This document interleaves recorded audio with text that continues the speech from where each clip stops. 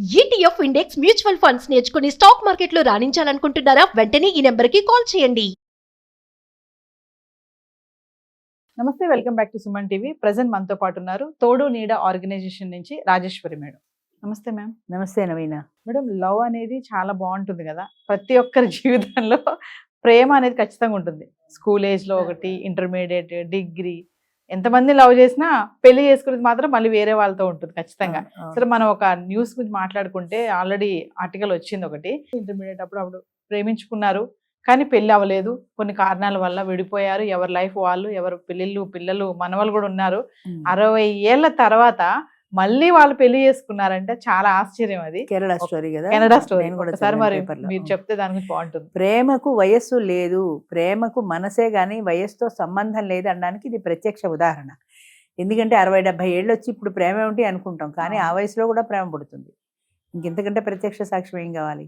వాళ్ళు చిన్నప్పుడు ఏ కాలేజీలో చదువుకునే రోజుల్లోనో ప్రేమించుకున్నారు. కారణాంతరాల వల్ల ఏదో కులాంతర వివాహమో ఏదో వాళ్ళు ఒప్పుకోలేదు. ఎవరి పెళ్ళిళ్ళు వాళ్ళకి అయిపోయి, ఎవరి జీవితాలు వాళ్ళకి అయిపోయాయి. గతాన్ని కూడా వాళ్ళు నెమ్మదిగా మర్చిపోయింటారు. ఇద్దరు పార్ట్నర్స్ని పోగొట్టుకున్నారు అనుకుంటాను. ఆయన భార్య, ఈమె భర్త ఇద్దరు చనిపోయారు. ఎక్కడో ఏదో ఫంక్షన్లో అనుకోకుండా ఇద్దరు కలిశారు. ఈమె షార్ట్ ఫిలిమ్స్ తీస్తుందంట. దాదాపు 30 ఏళ్ల తర్వాత 40 ఏళ్ల తర్వాతనో ఇద్దరు అనుకోకుండా ఒక ఫంక్షన్లో కలిశారు. లేదా షార్ట్ ఫిలిం తీస్తున్నప్పుడు ఈయన ఆవిడని గుర్తుపట్టి ఆవిడ ఎవరు ఏంటి అనేది ఎంక్వైరీ చేసుకున్నాడు. ఎంక్వైరీ చేసుకున్న తర్వాత ఆమె సో అండ్ సోని వేరే బౌట్స్ తెలిసాయి. ఇద్దరు కలిసి మాట్లాడుకున్నారు. మాట్లాడుకున్నప్పుడు వాళ్ళ పాత ప్రేమ మళ్ళీ చిగురించింది. అంతే అనుకోవాలి కదా, అప్పటికి ఆయనకు ఒక 60 ఏళ్ళు ఉన్నాయి, ఇంకా ఎక్కువే ఉన్నాయి. వాళ్ళ పాత ప్రేమ మళ్ళీ చిగురించిన తర్వాత అనుకున్నారు, మనకిద్దరికి పార్ట్నర్స్ ఎలాగూ లేరు కదా, మళ్ళీ మనం ఎందుకు పెళ్లి చేసుకోకూడదు అని. అప్పటికి ఈమెకు పిల్లలకు పెళ్ళిళ్ళు అయ్యి సెటిల్ అయిపోయారు, ఆయన సెటిల్ అయిపోయారు. ఇద్దరు ఫ్రీ బర్డ్స్.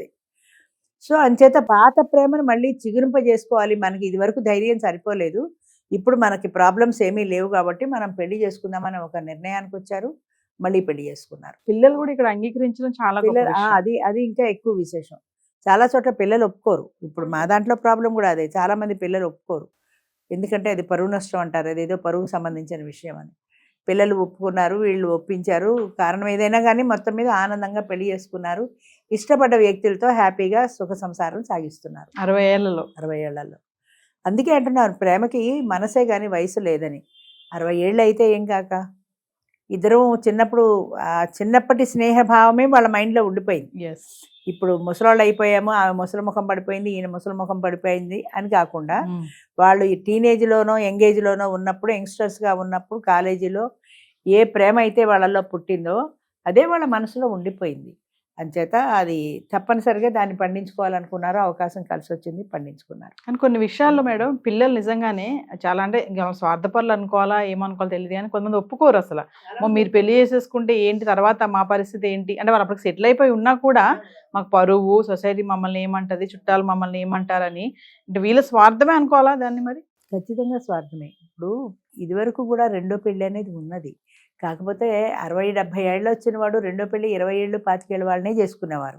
ఇప్పుడు 50 దాటి పెళ్లి చేసుకుంటామంటే అసలు పిల్లలు రెండో పెళ్ళికి ఒప్పుకోవట్లేదు. ఏనాటి నుంచో తాత ముత్తాతల కాలం నుంచి ఉన్నదాన్ని ఇవాళ మీరు ఎందుకు ఒప్పుకోవట్లేదు? కారణం ఏంటి? మా పరువు పోతుంది. పరువు ఎందుకు పోతుంది? ఆయన పెళ్ళి ఆయన చేసుకుంటే పరువు ఎందుకు పోతుంది?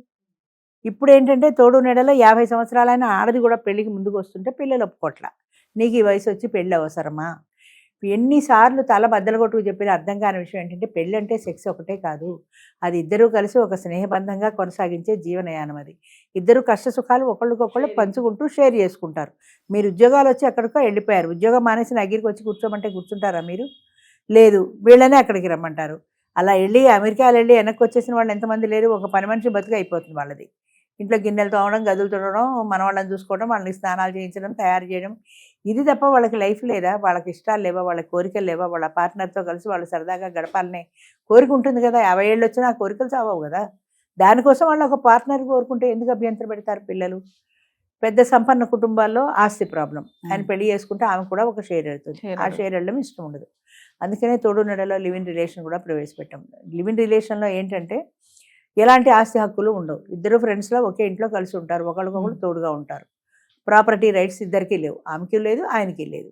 ఉన్ననాళ్ళు ఫుడ్ షెల్టర్ ఆయన చూస్తాడు, ఆయనతో కలిసి వెళ్తూ ఓ సినిమానో ఓ షికారుకు కావాలంటే సరదాగా కంపెనీ ఉంటుంది, ఆవిడ కంపెనీ ఇస్తుంది ఆయనకి. అంటే లివింగ్ రిలేషన్షిప్ అంటే మామూలుగా యంగ్స్టర్స్ అని అనుకుంటారు కదా మేడం, అవును, వృద్ధాప్యంలో కూడా లివింగ్ రిలేషన్షిప్ నడుస్తుందా? వీళ్ళకి ఎక్కువ అవసరం. లివ్ ఇన్ రిలేషన్ యంగ్స్టర్స్కి అనుకుంటారు కానీ సీనియర్ సిటిజన్స్కి ఎక్కువ అవసరం. ఎందుకంటే ఈ వయసులో వాళ్ళకి ఒక తోడు కావాలి. తోడు లేకుండా సింగిల్గా బతకలేరు. సింగిల్గా ఉన్న వాళ్ళకి చాలా రకాలైన డిప్రెషన్స్, మానసికమైన అనారోగ్యాలు వస్తాయి. అంచేత వాళ్ళకి ఒక తోడు ఉన్నట్టయితే వాళ్ళు హ్యాపీగా ఉంటారు. లివ్ ఇన్ రిలేషన్స్ సీనియర్స్లో లివ్ ఇన్ రిలేషన్ ప్రైవేట్స్ పెట్టింది ఫస్ట్లో నేనే. ఎందుకంటే యంగ్స్టర్స్లో లివ్ ఇన్ రిలేషన్ విన్నారు కానీ సీనియర్ సిటిజన్స్కి లివ్ ఇన్ రిలేషన్ ఎందుకు అంటారు. యంగ్స్టర్స్కి ఎందుకు? వాళ్ళు కాపురం చేసుకుంటారు కాబట్టి, వీళ్ళు కాపురం చేసుకోలేరు సీనియర్ సిటిజన్స్ కాబట్టి. సెక్స్ ఒకటే కాదు, అదే నేను చెప్తున్నా, సెక్స్ ఒకటే కాదు, ఇద్దరూ కలిసి కూర్చోవచ్చు, కలిసి భోంచేయచ్చు, కలిసి సినిమాకి వెళ్ళచ్చు, కలిసి టీవీ చూడొచ్చు. ఒక కంపెనీ ఉంటుంది కదా, ఒక సినిమాకి వెళ్ళాలంటేనే ఒక్కళ్ళం వెళ్ళాక ఎవరైనా తోడొస్తారా అని ఎత్తుక్కుంటాం. అలాంటి తోడు వాళ్ళకి పర్మనెంట్గా ఎందుకు ఉండకూడదు? వాళ్ళు ఏం పిల్లల్ని కనడానికి పెళ్లి చేసుకోవట్లే 60 ఏళ్ల వయసు. పిల్లలు పుడతారనే బాదరబందీ కూడా లేదు. పిల్లలు పుడితే మళ్ళీ ఏమైనా వాటాకు వస్తారేమో అనే భయం, ఆ భయం కూడా లేదు కదా. ఆ ఇద్దరు, ఆమెకు ఒక తోడు కావాలి, ఆయనకు ఒక తోడు కావాలి అన్నది పిల్లలు ఎందుకు అర్థం చేసుకోరు? మీకు మీ భార్యతోటో మీ భర్తతోటో మీరు హ్యాపీగా జీవిస్తున్నారు. అలాంటి తోడు తండ్రికి ఒక ఆడది అవసరమో, తల్లికి ఒక మగ తోడు అవసరమో అన్న విషయాన్ని వాళ్ళు ఎందుకు గుర్తించరు? అది గుర్తించలేకపోతున్నారు. రెండు, పరువు పోయింది అంటారు. ఎందుకు పోతుంది పరువు? అవును, పెళ్లి చేసుకున్నారు, నేనే చేశాను, మా అమ్మ ఒంటరిగా ఉంది, పెళ్లి చేసుకున్నారు, మా నాన్న ఒంటరిగా ఉన్నాడు, నేనే పెళ్లి చేశాను అని చెప్పండి. ధైర్యం లేదు. అదే ఎందుకు ధైర్యం లేదు అంటాను. ధైర్యంగా నిలబడాలి. చుట్టాలు అన్నారు, నువ్వు చెప్పావు నేనే పెళ్లి చేశాను, మా అమ్మకు తోడు కావాలనుకున్నాను చేశాను. నీకు ఇష్టం లేకపోతే నీ ఇంటికి రావడం మానేస్తారు చుట్టాలు. తండ్రి కంటే ఎక్కువ, తల్లి కంటే ఎక్కువ కాదు కదా నీ చుట్టాలు. నిన్ను అర్థం చేసుకొని చుట్టాలు అసలు నీకెందుకు? ఇప్పుడు నేనే ఉన్నాను, ఈ తోడు నేడా మహా పాపకార్యం చేస్తానని బోలెడు మంది నాతో మాట్లాడనవాడు. మా బంధువుల్లో, మా స్నేహితుల్లో, నేను వర్క్ చేసిన స్కూల్లో చాలామంది మాట్లాడరు. ఎందుకంటే ఇదేదో తప్పు పని చేస్తున్నానని. ఇది తప్పు కాదు, చట్టం ఒప్పుకుంది, శాస్త్రం ఒప్పుకుంది ఏమైనా ఉంటే మన మైండ్ సెట్ ఒకటే. దాన్ని మనం మార్చుకోలేకపోతున్నాం. నువ్వు మార్చుకోక, రేపు పొద్దున్న నీ పెళ్ళాన్ని చేస్తేనే, నీ మొగుడు చేస్తేనే నువ్వు పెళ్లి చేసుకో కదా, నీ ఇష్టం. కానీ వాళ్ళని ఎందుకు చేసుకోవద్దంటే, నాకు తోడు కావాలి మరో అన్నవాళ్ళని ఎందుకు అర్థం చేసుకోరు? నీకు తోడు రావడానికి వీల్లేదు, నువ్వు పెళ్లి చేసుకోవడానికి వీల్లేదు. పెళ్ళి అయ్యాక కూడా కొత్త సమస్యలు వస్తున్నాయి మా దాంట్లో.